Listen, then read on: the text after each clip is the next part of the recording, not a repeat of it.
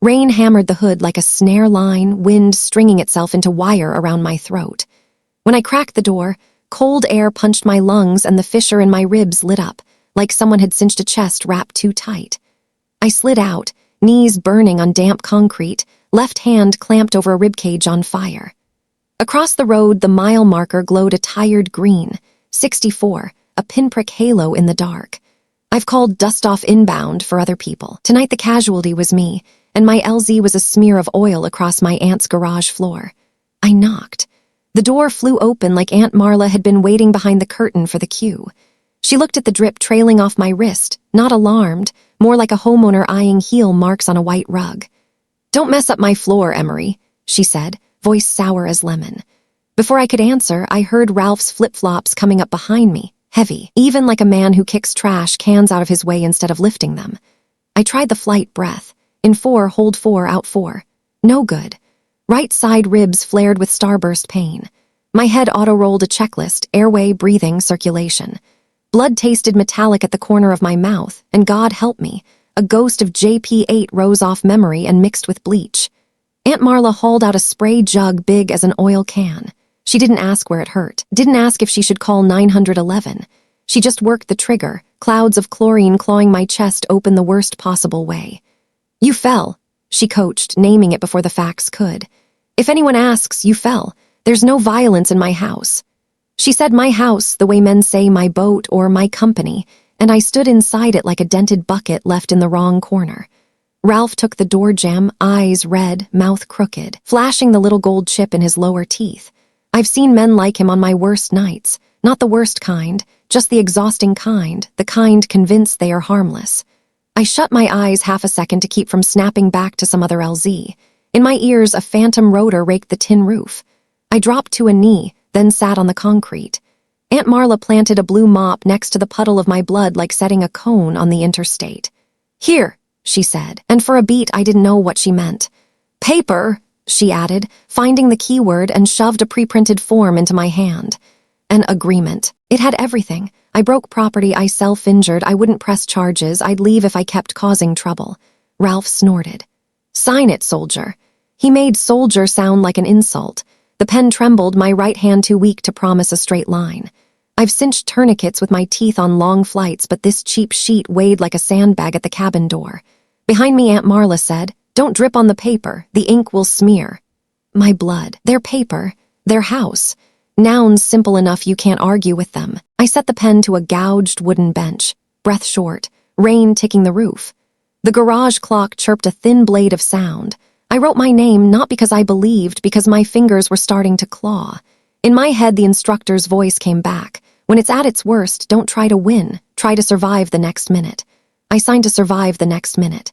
She snatched the page and raised it like a paid invoice, tilted her head at my handwriting, satisfied as if she'd scrubbed out a stain. "You stay tonight," she said. "Tomorrow morning, you're out of my house." The words "you" and "my" rolled across the room like steel marbles, leaving cold tracks wherever they went. I nodded, not agreement, just a tired neck. I used the tool chest to stand. The world wobbled once, vision narrowing to 2 overlapping circles. I counted steady. 1, 2, 3, 4. Bleach thickened, eyes burning. For a second I swore I felt my father in the room as a field of quiet, like someone had walked in and left nothing behind but what had been taken. No proof of presence, just the loudness of absence. Ralph tapped the jam, playing magnanimous. "Don't make a scene, Emery. People will think you're crazy. They always think that about you." It slid across my face like dirty water and left salt at the lip. I thought about dawn flights, faces looking up from red dirt, waiting on rotor wash. We came, we lifted, we strapped chests and labeled wounds and hung blood on the hook. Nobody asked if they fell. We just got them out. I found my jacket, thumbed the pocket until the tip of a familiar weight pressed back, a little folding knife I used to cut tape. I didn't open it, just knowing it was there set my boots on ground. I looked at Aunt Marla. "I'll go in the morning," I said, rough voice but steady. She shrugged and pushed my blood into a corner with the mop. I left the garage, each step a clipped command. Stand, move, breathe, don't, drop. Outside, the rain had eased like the sky's temper got tired. I leaned on the car, the cold skin of the door against my shoulder blade. Somewhere down the interstate, a convoy of trucks slid past, taillights stitching a ribbon. I looked at 64 again. a dumb number stapled up by the state so strangers can count, doing a commander's work, telling me my position, here and now, on the thin line between enduring and leaving. In the mirror, my cheek was streaked, one thin brush of blood like a mark on a map. I dabbed it with my sleeve. The dash clock flicked and settled on 3:10. I didn't snap a photo, didn't log it, didn't call. I shut my eyes for one beat, flipped on the dome light, and pulled the black notebook from the glove box, the one I use for AARs after flights. I wrote the first line of a mission with no pilot, no call sign, no rotor. Situation: injured inside a relative's home. Objective: depart intact. Assets: willpower, phone, half a tank. Risk: having this turned into someone else's story. I dotted the period deep and closed the book. When I turned the key, the engine shivered like a small animal coming to. In the rear view, Aunt Marla bent with her spray bottle, pumping like calisthenics. On the concrete, my blood vanished as fast as a secret someone had decided would never exist. I dropped it into gear, and God knows why. I heard a startup whine in my head, eardrums pulling tight, a promise that even with no one coming, I could still cut a landing zone wide enough for myself. Morning laid a silver strip over town, the color of medical tape. I parked outside a supply store and stared through the glass at stacks of poster board and red pushpins. New plastic smelled like in Roman IV bags still sealed. I went in and shopped like I was pulling mission gear. Fat markers, glue sticks, binder clips, a ream of paper so heavy my shoulder barked carrying it out. Back in my apartment, I cleared the biggest wall, skinned it with cardboard, drew boxes and arrows, and named it the way you name a landing zone, Case Vaughn//R. Training said an AAR has 4 parts: situation, actions, results, lessons. I added a 5th, losses. Nobody teaches that section, but I knew if I didn't write it, it would rewrite me. I opened the black notebook, flipped to a clean page, and started as dry as a checklist. Situation: the threat lives under a family roof. A strip of tape across the board. Adversary: control, manipulation, weaponized narrative. I photographed each step the way I'd photograph a wound before dressing it. Exhibit A, a scholarship email I never saw, now forwarded from my old instructor. I printed the draft he'd sent last night. Aunt Marla's words painted me emotionally unstable, poor adaptability, financially irresponsible. I looked at those lines like a fake diagnosis slapped on a chart no doctor had read. I clipped them under opportunity denial. Next to it, I taped a photo of my tiny J-Rock trophy, the only thing I still had. The 2 papers stood there like opposing lab results. One clean sample, one contaminated. Exhibit B, the UTMO account from when I was a minor, the one I thought slept in a safe. The statements showed regular withdrawals for family needs. Signature, Marla. I circled dates that overlapped tests and interviews. I pictured an invisible conveyor, me leaning forward, a hand on my back pocket pulling me back. I could hear her laugh somewhere in my head, sweet enough to stick in your throat. You're not detail-minded, I'll keep it for you. Keep like keeping a boarding pass and tearing it up in front of you. Exhibit C, prom night. An old photo scraped off a dead social account, dress ripped down the hip. My face held in a crooked smile. Outside the frame lived a conversation I can't prove, only feel. Things hidden, pins pulled, a drip-drip whisper that I ruined it myself for attention. I taped that picture beside Dirty the Story first. Photos retold by other people become something cameras don't capture. Intent. I can't photograph intent. I can photograph fallout. Exhibit D. Father abandoned her. That phrase was the shuttle through every family season, woven into a rug slid under every argument. I had no counterproof, just suspicious gaps. Birthday cards late, missed calls when I wasn't allowed a phone, envelopes never opened in front of me. I left a big white space on the board and taped a blank sheet over it. Holding space correctly is a rescue skill too, so you don't stuff a lie in there just to fill the hole. I stepped back. The wall looked like the belly of a helicopter, wires, hooks, ports, only instead of lifting bodies, it was lifting my story off the ground. Under actions, I wrote, contact my old instructor to verify email, request certified bank statements, download and archive every old social, record my own account in a clean voice, piece by piece, no judgment. In my drive, I built Case Vaughn with subfolders, email, bank, photos, notes, audio, changed passwords, turned on 2-factor, and under lessons, provisional wrote, trust memory when memory has allies. At noon, I swung by the VFW. Out back, Smoke from the grill braided with a country twang and ran across the patio like brown water. An oil-filled ballcap uncle handed me tongs and grinned. "You look like you need something to keep your hands busy." I stood at the grate and watched fat drip to coals, that smell that can pull a person back from the edge because it's so human. Here people talked knee replacements, VA appointments, the fishing boat that flipped last week. Nobody asked why I limped. They let me stand until my shoulders dropped. That counts as rescue. That night I returned to the wall. Results was still blank. Only red arrows, a word to a wound, a signature to an empty account, a photo to a nickname. I clicked the desk lamp, heard the filament pop soft, and set a recorder on the table. My voice came back in the room, even steady, the way I brief a night flight. I retold the garage without the word accident. I said coercion. I said distortion. I said staging. Sometimes words are blood bags, hook them up right and color comes back to the face. Under losses, I wrote, the scholarship, the savings, the years believing I was the problem, the ability to name things correctly. My pen stalled. I thought about how we label blood. Oneg, apos. I wish there were a label for this kind of loss, something I could wear on my chest every time someone grabs my collar and drags me back into their version. I dog-eared the page and added, "Losses provisional, will update." When I got tired, I stood closer, close enough to see the corrugation in the board. On the edge, I posted a small wayfinding tab. Objective, reclaim definition. Not honor, not revenge, definition. Who tells it, who's told, who checks. I pressed a clear strip of tape over it like a seal. My phone buzzed. A text from Ethan, no words, just a single punctuation mark standing by itself. I watched it like a flare at night, small but enough to know someone's out there. I didn't reply yet. Under actions, I added one last line, "Meet battle buddy, get legal collection rules." I blew out the desk candle. The room settled into the kind of dark only wide-awake people know. The wall rustled in the AC like distant rotor blades. The one sound that has never lied to me. The base gate is a bridge between two realities. Inside, checklists and cadence. Outside, a world that shakes to whatever rhythm people call family. The diner by the gate runs all night, stainless walls bouncing pink neon back at themselves. Burnt coffee, bacon grease, dish soap, an ugly smell, which is to say a comforting one. I pushed through the door. The bell gave a seatbelt click little ring. Brenda looked up from deep in the line, drew out a long hun, and set a carafe on my table before I could order. Out here they remember the habits of people who work the odd hours. Noah had the back booth, spine to the wall, eyes covering the entrance. Muscle memory. Faded hoodie, cap backward, Rivercom eyes. We knocked knuckles. His palm was warm and calloused, no speech required. "I've got your 6, he said.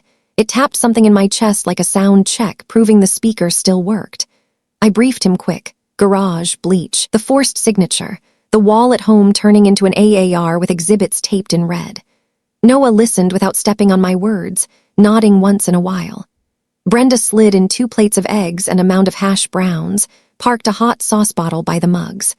I was starving the way you're starving after a long flight. The kind of hungry that means you survived the worst 5 minutes. When I paused to swallow, Noah pushed over a small black pouch. Inside, an old body cam from training days. "You're covered if it's your space and you give minimal notice," he said, voice even like he was reading a checklist. "And this," he added, a voice recorder no bigger than a lighter, lives in the car or in your pocket. When someone starts rewriting your life for you, you need a black box. I clicked the recorder on one dry, perfect tick, then off like checking a pulse. "I'm done being a silent witness to my own life," I said. Noah arched a brow. "Good, but remember you're not hunting, you're collecting, big difference." On a napkin he sketched arrows, context, time, location, witness, custody. Each word a strap running down the helicopter's spine. I nodded, feeling a second skeleton slide into place. Brenda topped off our cups and whispered that the truckers at the next table just closed a 4-state haul. I watched the oilfield logos on their caps, heard the sandpaper laugh. Suddenly the world was proportioned, right? Some folks keep America rolling on wheels, some keep the lanes clear for them, and some, like me, sometimes have to drag ourselves off the shoulder. Noah lifted his chin toward the glass. The rain had thinned to a veil. Streetlights drew long knives across the window. "What's next?" he asked. I told him about Case Vaughn, the box is still empty, results still blank. "I want to fill it with something bleach can't wash." Saying bleach tightened my throat. Noah set 2 fingers on my wrist, not to restrain, just to remind me I was warm. In, he said. I inhaled. Hold, I held. Out, I exhaled. The rib pain crawled to a different corner like a tired animal. He went granular the way a flight medic does. At your aunt's, run voice memo. Place the recorder where it's legal. No provoking, no baiting. Let them talk. Don't argue on tape, that's for later. Import files to a single folder and validate metadata as soon as you can. He gave a half smile. I know you want this over fast, but you're a crew chief. You know the thing that keeps people alive isn't a pretty landing, it's a stable flight path. I told him about Ethan, the punctuation mark text. Noah nodded. That could be the hinge. Don't turn your brother into an enemy. Give him a way to be a witness. People want a way out. I pictured Ethan as a kid trying to blow out every candle alone. He always picked the hardest challenge to prove something to somebody. Maybe this would be the same. An older couple clattered in, raincoats hissing. They took the swivel stools and ordered warm apple pie. Ordinary displaced the noise in my head. You still hurting? Noah asked. I nodded. Yeah, but the hurt helps. It means I can still feel. He grinned small and set a heat patch on the table. Side of your ribs, and log the pain on a scale. Medical evidence plays well in court. We drifted into gear talk like 2 people hooked on the job. Rotor vibration, the metal grind whine of the slider door, the ugly joke every crew knows and never repeats outside the hangar. Our laughs were short and careful, but real. I noticed my hands had stopped shaking. When Brenda dropped the check, Noah tore it in half, old habit, split the weight of a heavy lift. He stood, tugged the hoodie, scanned me like a final trauma assessment. Listen, he said, you're great at saving everyone else and forgetting you deserve it too. This time, you're priority patient.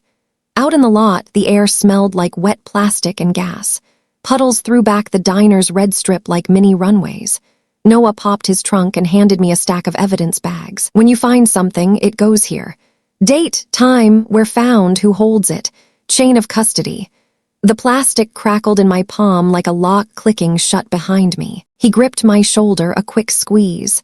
When it gets bad, call, even if you think you don't need to call. I nodded. I've got your 6, I said back, the words round and heavy, like the last round in the mag, not needed yet. In my car, I slid the recorder into the cubby by the shifter, the body cam into my jacket, the bags into the door pocket. On my phone, I opened a fresh note. Check in Noah and bullet-pointed 3 lines. Collect lawfully. Keep the flight steady. Give Ethan an exit. The engine caught and braided itself into the highway wind. In the mirror, my eyes looked less raw, my shoulders less clenched. The AAR wall at home floated up like a flight map, and my little position light finally moved. I dropped into gear and turned toward the green road signs with their neutral words. I didn't need a promise. I needed a route. And for the first time in a long time, I was moving. Madge. Red Hargrove's office sat at the end of a tired brick wing at the high school, the lawn cut flat as a recruit's buzz. The brass nameplate was rubbed down, the way a voice wears smooth after too many years of barked orders learning how to speak quiet. I knocked. He said, come, rough and straight, the kind of voice that doesn't teach you to circle, just to hit the mark. It smelled like old gun oil, polished leather, and coffee left too long. A triangle folded flag sat under glass on the wall, flanked by wrought class photos, a field jacket hung over a chair. On the desk, a small frame, red beside a gap-toothed kid. Grandson, he said, and his mouth softened for half a second. Then he was red again, shoulders square like a ruck was still cinched there. Emery. He nodded like to a junior officer. I sat, palms pressed to my knees to remind the rest of me about gravity. He didn't ask, how are you? He asked, where's the evidence? A key turning in the right lock. I laid out the USB, the printouts he'd emailed last night, corner numbers neat like morning report tabs. Red slid his readers down and read. At each paragraph, he let air out slow like bleeding pressure off a valve. This is what Marla sent me, he said, tapping the line. Emotionally unstable, prone to episodes. He bit down on prone like he'd hit grit. I believed it. I was wrong. He didn't pour extra words on it. Instead, he pulled a beat-up folder from a drawer, the edges whitened like the rim of a map used too much. Inside, memos, an unsigned recommendation draft, 2 returned letters with pristine seals. This, his calloused finger touched a memo, was going out. Her email came, I froze. I let a grown-up story drown out a kid trying to get out. I thanked him for the plain truth. Thanks doesn't weld a crack shut. He knew it. I knew it. He leaned back. The chair creaked. I used to think protecting the program meant keeping unstable elements outside the gate. Now I think it means opening the gate at the right time. The words hit the desk like a piece of metal, no shine, all weight. He buzzed the hall and asked for a scanner. We're going to verify source right now, he said. When it arrived, he built a consolidated PDF on the spot. Marla's email, server metadata with date/time, his original draft rec, his red pen notes from back then. He initialed each page, wrote true and accurate copy under his name, and stamped it with the Veterans Council seal he advises. I'm not a notary, but this affirms authorship and I'll testify. I set a recorder on the desk and asked permission. He nodded. I ran it like an AAR, time, setting, motive. Red answered tight, adding feeling rare for a man like him. I got the email late in the day. The word liability shows up 3 times. I thought budget, reputation, and forgot something simpler. That kid showed up earliest every morning to wipe down drill rifles and set the flag. He cleared his throat. I'll say that verbatim in court. We opened the laptop and piped files straight into Case Vaughn. Red showed me how to pull full headers off old mail, something I'd almost missed. In a courtroom, metadata wins, he said. They can say your feelings are complicated. They can't say this header is fake. He printed and circled received from chains and message ID, explaining like a range officer. Follow the bullet. Outside the window, the basketball court was still wet. Kids left crescent shoe prints as they ran. I watched those arcs and thought about flight paths. There are always traces if you know how to look.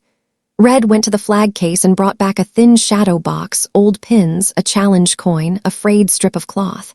He popped it open, palmed a USM coin, and handed it to me. Not for luck, he said. To remind you everybody belongs to a unit. When you're standing alone in court, you aren't. The metal cooled a hot place in my chest as I turned it. Red leaned forward. Listen up, Vaughn. He used my last name like back when I wore a cadet blouse. They will attack. They'll call you prone, you keep it short. Just facts. Every answer gets an anchor, time, person, document. And don't breathe too deep when they say family. Short inhale, hold, purse lip exhale, like blowing dust off a barrel. I wrote his words exactly, no edits, so his voice went straight into the file. I told him about the GPS logger and the USB from my dad I planned to dig into. He didn't grin like we'd won. He lifted an eyebrow like a man who's seen enough twists not to end a game early. Good. Keep the chain of custody. Photo at find. Log 1 timestamp, don't scatter them. If you record, keep 3 copies. Original, offline, clone, cloud. No cute file names. Use a standard. Vaughn Evid 005 audio yimmed. The door swung. His secretary brought a courier envelope. Red signed, slid it, and handed me a copy of the recommendation he'd meant to send years ago. Recommend with enthusiasm crossed faintly by old ink.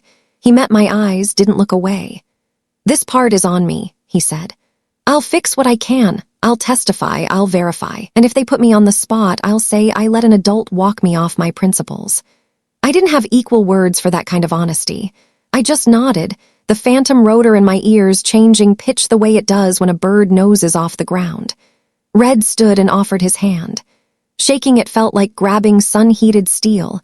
Hot, straight, measured. Go fix your bird, crew chief, he said. Then fly the rest of the route. I left with the prints, the USB, and the coin. The hall smelled like floor wax, student shoes clattered. A fresh rock poster on the board said in bold, "Leaders are made." I don't think I was born a leader, but maybe I'm hard enough now to lead my own story. Back at the apartment, I clicked on lights and hung the coin beside the Case Vaughn board, right where I'd labeled motive right arrow control. I ran a red thread from smear email to opportunity removed, imported Red signed PDF, and saved it under the standard he gave me. In results, I wrote my first clean line since the wall went up. Source verification complete. Witness ready, Madge, Hargrove, reliability, high. On a yellow tab, I wrote, short breaths, anchor answers. When night came, I killed the room lights and left the desk lamp aimed at the board like an LZ light. Red arrows joined into a provisional flight path. There'd be crosswinds. There'd be people outside shouting at the sky that the helicopter was imaginary. But I had someone on the tower with wands. Sometimes that's all it takes to lift. I hit my aunt's place right after the rain let go, backyard stitched with long, wet cords like sagging power lines. The garage door hung ajar. Bleach still floated in the air, so clean it felt dirty. I didn't step into the house. I went straight for the tool chest. Nitrile gloves on, evidence bags in my pocket, phone on voice memo per Noah's playbook. I photographed the concrete, the latch, every angle before I touched a thing. Chain of custody starts the second the first honest person is willing to name what they intend to do. The bottom drawer stuck like something pinched the track. I crouched, lit it with a penlight, and found a black plastic stub, 2 fingers wide, unlabeled, strapped down with electrical tape over 3 coats of dust. A place a cleaner wouldn't bend to, but a man who installs toys would never forget. Click, photo, time in the notebook, gentle pry, cheap GPS logger, auto parts store kind with a pinhole on the back. I knew that hole, Mike. I counted my breath to steady hands, slid it into an evidence bag, and labeled it. Von Evid 005 Audiopes. Location, garage. Custodian, EV next, the plastic bin of dead batteries. Under a mound of swollen alkalines, a micro SD wrapped in clear tape with cams scrawled in marker. I didn't rush it. Photo first, then tweezers, then the second bag and label. Each step made the room quieter, like the moment on a bird when everyone's buckled and the crew chief calls secured. A door inside clicked. Aunt Marla's shadow dragged across the garage like a slick of oil. She looked at me, not surprised, more like she'd caught a cat working a sofa arm. "What are you doing over there?" I held an evidence bag midair long enough for her to read it. Her face stretched with irritation, then snapped into a dry smile. "You love theatrics," she said. "Always did." I didn't argue. The recorder's red LED pecked the dark. "Recovering my property," I said. She rearranged her story the way you fold a fitted sheet, 3 moves and every wrinkle is gone. "Ungrateful," she murmured, loud enough for the mic. I hit the lot, popped my own trunk, and peeled back the interior panel where Noah said amateurs like to tuck things. Behind the plastic was an idiot-sized cavity, exactly 1 hand wide. No device, either never there or already pulled. I reached deeper and my fingers snagged a nylon edge. Out came a dusty zip bag, inside a silver USB, scuffed, cap snapped, a strip of yellow tape on it in ballpoint. For M. 2 words that chilled my palm like outside metal in winter. I set it on the back seat, took photos, logged the find, sealed it as bag #3. I didn't crack the USB there. I texted Noah. Pulled GPS logger plus micro SD plus USB labeled for M, heading home to ingest. He replied with a bare bones okay, the syntax of a man who knows fewer words are safer just now. I drove with the drum of my heart on the firewall and my hands steady on the wheel. The body knows how to get you over bridges even when your head is still deciding whether to turn around. Back at the apartment, I laid a clean towel on the table, lined up 3 sealed bags, opened the laptop, plugged in power, killed the Wi-Fi. I wanted this like a sterile or... The micro SD went first. A mess of numbered audio files, a few muddy stills, a TXT with install time. I opened file 1. A man's voice clanged into the room, raw as hardware on concrete. Ralph, threats without volume, the kind of man who believes if he pitches low enough everyone else has to bend. Aunt Marla bled in a couple times with that bar-polished tone. "Don't call 911, she said in one clip. She fell. I paused to let my heart catch up. Export notes, screenshots of metadata. Folder audio raw, original copied in, then a clone to an external. No cute names. Von Evid 006 audio 01. WAV, cold. Clean. Then the USB. Shallow breaths. Tissue around it so I wouldn't print it up. Soft plug. The screen hiccuped, a hidden volume mounted. Folders named with beginner clumsiness, pics, mail, voice. I opened voice. A spine of MP3s titled like 2009-10. Someone not great with computers, very good with persistence. Play. A warm, slightly hoarse Midwestern line, syllables trailing at the end. "Hey kiddo, it's Dad. I'm at a rest stop, terrible pie, decent coffee. If you get this, call me anytime." Trucks in the background, a bathroom door thump.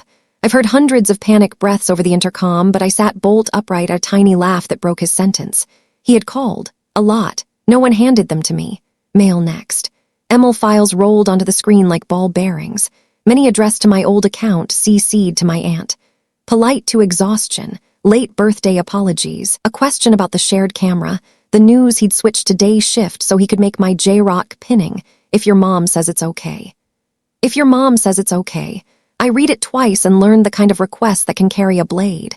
I dragged one file into a header viewer, pulled metadata, saved. Another line of the ledger. Von Evid 007 email yi. Mechanical, necessary. I didn't cry. not because I'm tough, because I was busy making copies and names, busy doing the work an adult should have done for me 10 years ago. Halfway in, I heard my own voice in the room, the recorder reminding me to drink water, to stand up and stretch. I obeyed like on a flight. Every small movement moved me another meter down the runway. When I had enough, I rolled back, pulled the USB, resealed the bag, and initialed the seam.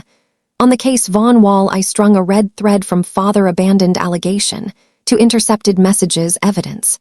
The blank square I'd left in Section D finally had weight to carry.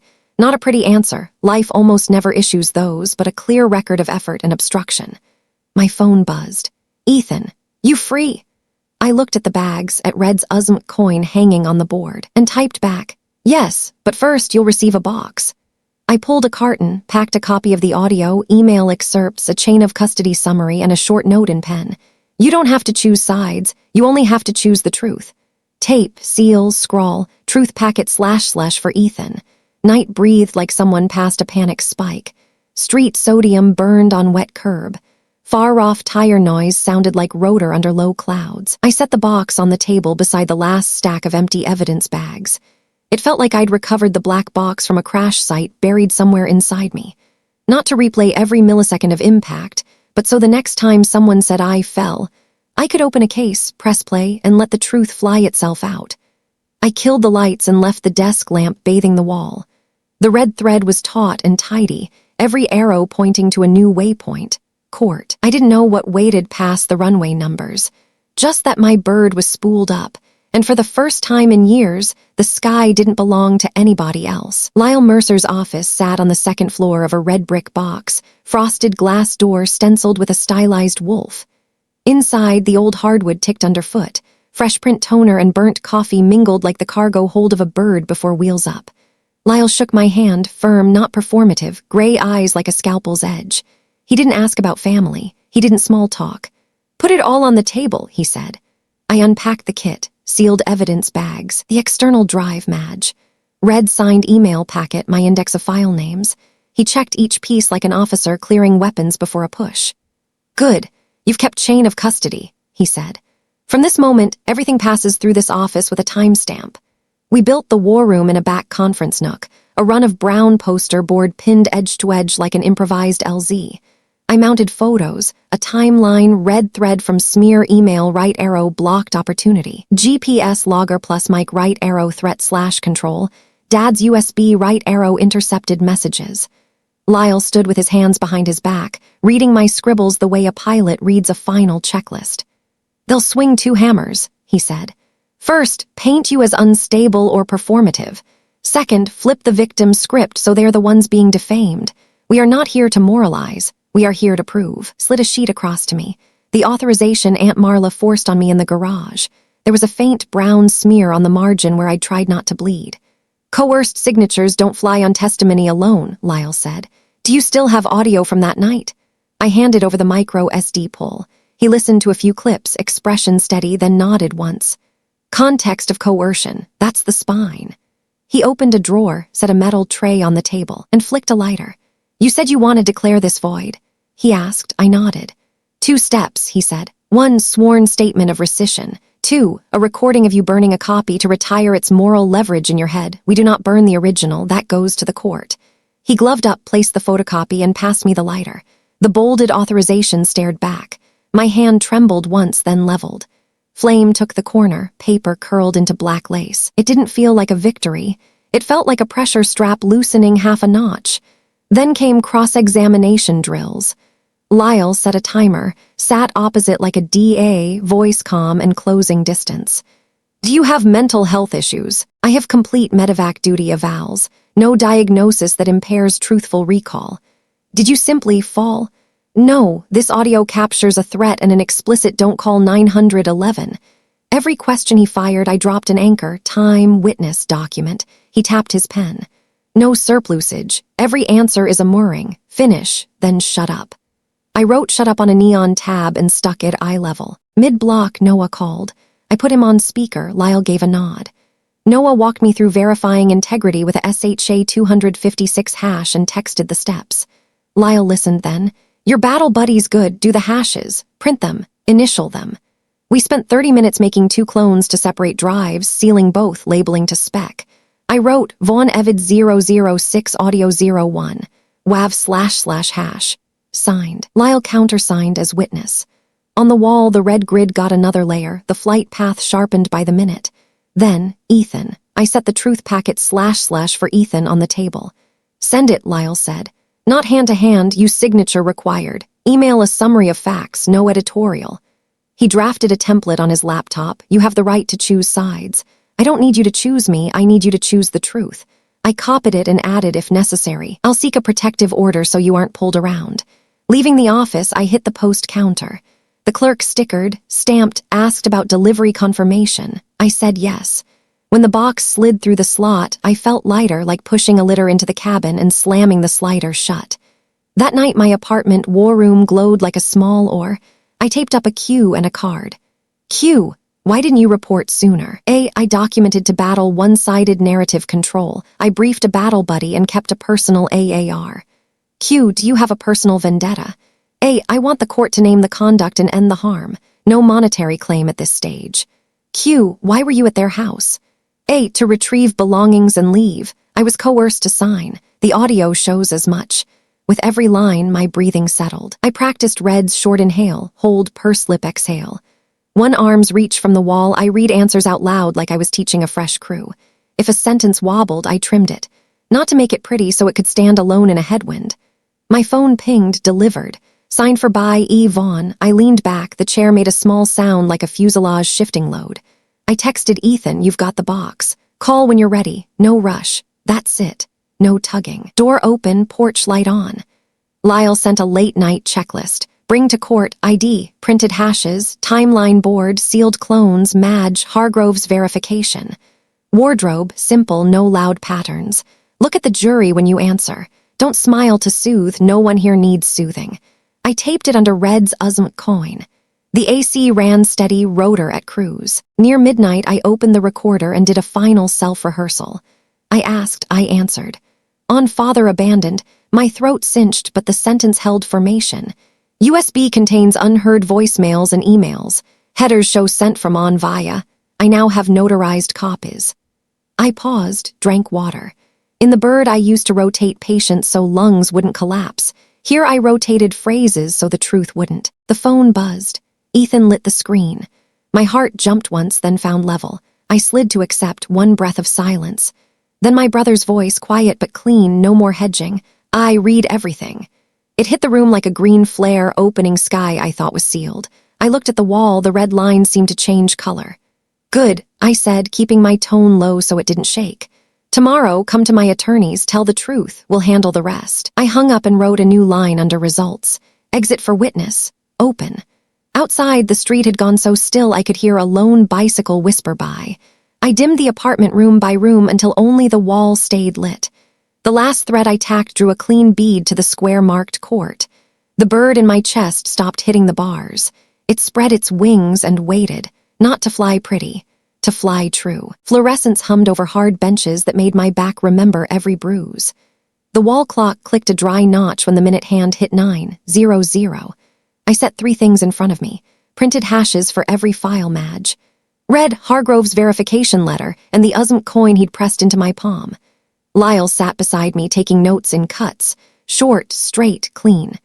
Across the aisle, Aunt Marla wore polite beige and the face of someone misunderstood, while Ralph looked like a man who'd memorized his lines. Opposing counsel opened in a slow-cooked drawl.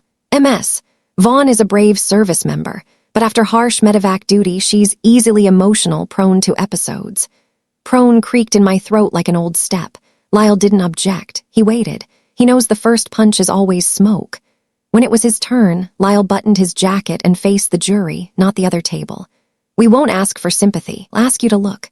He brought up the screen. First, the email Marla sent to Madge. Hargrove, no dramatic reading, no sermon, just a zoom on the phrase prone to episodes, then a cut to the full header, the received, from Chain and the message ID. This is the bullet path, he said evenly. Where it came from, when it traveled, not feelings. Then he flashed Red's draft recommendation, the one that never went long enough for the jury to connect the dots. Chairs shifted. Someone cleared a throat. Next came the GPS logger and the micro SD. Audio filled the room, garage door, footfalls, Ralph's voice. Don't call 911. Every syllable clean. Then Aunt Marla, small but sharp, she fell. Lyle stopped exactly there, no flourish. He lifted the sealed bag for the judge, ran a finger down my chain of custody notes, where found, time, custodian, hash. No matter how pretty the prose gets over there, this file doesn't lie, he said, not gloating, just driving a stake. I took the stand. Short inhale, hold, purse lip, exhale, Red's cadence, I anchored every answer. I'm Emery Vaughn, U.S. Army Medevac crew chief. I know how to report. I know how to preserve evidence. The questions came fast. PTSD diagnosis. No, my duty avowals show no impairment. Did you simply fall? No. In audio 01 you hear Mr. Ralph say don't call 911. The metadata shows... I kept rhythm. End a sentence, shut up. I looked at the jury, not asking to be felt for. I slid the hash printouts to the clerk in plastic sleeves like X-rays. They pivoted to motive. You were angry about a lost scholarship, so now you're smearing family. I didn't explain. Lyle raised a hand for the USB folder. On the monitors, voicemail. My father's voice poured into court like underground water finding a seam. Hey, kiddo, it's Dad. If you get this, call me. No music, no subtitle, just a man talking to a gap. I gripped the rail until my nails burned so I didn't drift toward the hum of trucks in that recording. Lyle connected the wires. These went to MS, Vaughn's address with copies to MS Marla. Let's look at the headers. He walked the dates and routes. No replies from MS Vaughn's account, not because she's prone, because she never received them. He didn't say intercepted. He let the jury place the word themselves. Then Ethan, suit neat, eyes bruised from reading all night, hand on the Bible, oath taken. When he spoke, it was the same voice that once blew out all the candles in one go. I'm Ethan Vaughn. I received the packet from my sister. I confirm, Aunt Marla asked me to delete certain texts and emails before passing them along. She said to help her focus. I've been silent too long. No gasp in the room, just a change in air weight like a helicopter after a quick offload. Cross tried to bend him. You hate your aunt, don't you? Ethan held center. I'm afraid of her. You're backing your sister for personal gain. No, I lose more than I gain, but the truth. Short breath. Doesn't negotiate with me. A door in my chest swung open and stayed that way. I didn't look at Marla, but I heard her nails ride the leather handle of her purse, steady, forced, like a self-soothed drill. Lyle closed lighter than usual. He laid stones, didn't build a statue. You heard don't call 911 from their own mouths. You saw the smear email and the verified headers. You heard voicemails that never reached their target. You watched a younger brother incriminate himself to pull the pin on a lie. He pointed at me. MS, Vaughn's complaint isn't a poem, it's an AAR. He nodded and sat, no symbols. The judge read instructions in a voice like a pre-flight checklist. The jury filed out. I stayed put with my palm on the coin, the cold keeping my pulse from climbing. Lyle didn't say, we've got this. He said, short breaths, wait. When they returned, time pulled thin as tape across the room. The foreperson stood and delivered count by count. Lies called by their names. A protective order granted. Audio, emails, and logger deemed reliable. I didn't cry. My body let go the way a bird kisses the numbers, shivers once, then rolls out clean. Marla rose, pale under powder, lips rehearsing an old script that no longer fit. Ralph stared at his shoes and smirked like he'd forgotten why. Ethan sagged into the bench as if he'd finally dropped a ruck. I touched the back of his hand with two knuckles, the quiet signal of two people leaving a hot zone. Outside, the air carried river and hot asphalt. Lyle squared the files and handed me a copy of the order. Not the end, he said. The turn. He nodded at the lot where white stripes made runways. Greased landing. I stood on the courthouse steps watching strangers cross a city that had no idea a small war had ended inside four walls. In my ears, the phantom rotor spun down and quit. The quiet leftover wasn't the scary kind. It was the kind you get after you deliver your patient, when buckles release, the slider opens, and the wind that comes in is honest and cool. I drew a deep one, short, hold, blow, and walked down the stone, knowing the rest no longer belonged to them. The first morning after the ruling, I woke before dawn, my body still on duty hours. The apartment was quiet the way a cabin gets after you unclip every strap. I brewed coffee, faced the case Vaughn wall, and pulled a few pins. Not to forget, just to release arrows that had finished their work. The empty spaces looked scary at first, then started to look like clear sky, an LZ that no longer needed runway lights. At the VFW, I thumbtacked a cheap poster to the corkboard. Black letters, white paper, no logo, no slogan soup. Home Front Dustoff Weekly Circle. Under it, 3 checklist lines. We believe in personal AARs. We believe in a chain of custody for the truth. We believe in calling things by their names. The oilfield cap uncle from before gave me a nod like somebody had finally tightened a loose bolt. Noah came early with a big thermos and a box of waffle cookies, trash sweet and crisp, perfect for keeping hands busy. Start with busy hands, he said. Mouth follows. 7 people showed up that first night. A former logistics officer fresh out of a violent marriage, a young sailor trying to relearn sleep, a private's mom whose eyes kept checking the door like a watch post. Every story smelled like sweat and stove gas and a lot of human pressed into old fabric chairs. I didn't recap the trial. I started with an AAR. Today's situation, tight right shoulder. Action, short breaths. Result, I'm here. One by one they taped scraps of their lives to the board. A hospital bill, a screenshot, a torn square that said I'm still here. We didn't fix anyone. We held the flight path together. From his office, Lyle emailed a PDF labeled post-order actions. Change locks, door cam, weekend self-defense, and most important, build a reporting habit even when no one's attacking. Call it patrol piece, he wrote. Patrolling the comm. I drew little green boxes on the calendar, not to mark TDOS, but to certify peace happened. Some days came light green, some days deep, but every square was a color I used to think was a fairy tale. Ethan met me at the VFW grill. He'd come early, shirt creased the way people's clothes crease when they don't have energy to iron. We didn't hug. We let barbecue smoke slowly take the air. I said everything I know, he told me, and I'll keep saying it if they call. I nodded, no hero talk, no recycled words like forgive. Thanks for choosing the truth, I said. He looked down, pulled a small toy from his pocket. The busted Matchbox car we hid behind the fish tank as kids. He set it in my palm like handing back a piece of memory that had been kept too long. I smiled, for once without a tremor at the corners. That night I called my dad. No monologues, just a few lines moving across wire like blood bags on a drip, steady and light. He said he's on day shift at the garage, hands full of oil, likes dumb talk radio because it keeps folks from being alone too long. I told him I'd started a small group at the VFW and built a wall for AARs. Kiddo, he said, voice warm as an old quilt. I don't write reports, but I can drive through the night. You need me, call, I'll come. I didn't say I needed you 10 years ago. I said, okay, and we sat with a silence that felt like a bridge freshly laid. Back home, I stood in front of the wall, less bombastic now, more yellow stickies. I unhooked Red's USMC coin and laid it along the frame like a cornerstone. On the table, I pulled a thin sheet from my AAR stack and folded it from memory, a 4-paddle paper rotor, imperfect edges, sturdy enough. I wrote on one blade, I'm not their story. On the second, I name things right. On the third, I choose my unit. I left the 4th blank for whatever comes next. I took the paper rotor outside. The city was lit, the curb still held some warmth. In the gutter, a shallow run carried leaf threads and soot. I set the rotor on the trickle. It spun, snagged on a blade of grass, spun again, slid on. No drama, no applause. But in that small whisper of turning, I heard the sound that's carried me this far. A tiny rotor making its own wind, holding its own balance. The weeks that followed settled into tight routines. Short runs at dawn, water, AAR pages, work, home front dust-off, simple dinners, a few emails to strangers asking for a checklist template, bed while the world was still warm. I learned not to make memory a full-time job. I let it be an assistant. Remind, then hush.